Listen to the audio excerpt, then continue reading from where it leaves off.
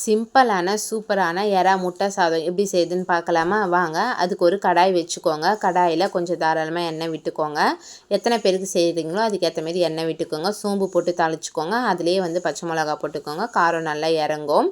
வெங்காயம் போட்டுக்கலாம். வெங்காயம் போட்டு கொஞ்சம் வதங்கினதும் கண்ணாடி பதம் வந்த உடனே எடுத்து வச்சுருக்கிற எறாவை எடுத்து போட்டுக்கோங்க. நான் பெரிய பெரிய எறா எடுத்துருக்கேன். சின்ன எறாவுமே இதில் ரொம்ப நல்லாயிருக்கும்.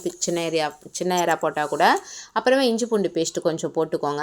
போட்டுட்டு மஞ்சத்தூள் மட்டும் போட்டுக்கோங்க. இதுக்கப்புறம் நல்லா இதை கலரி விட்டுக்கோங்க.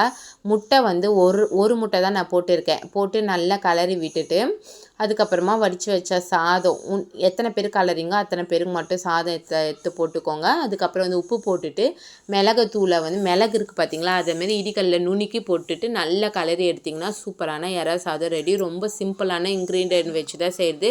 ஆனால் டேஸ்ட்டு பக்காவாக இருக்கும். கண்டிப்பாக ட்ரை பண்ணி பாருங்கள். பாய்.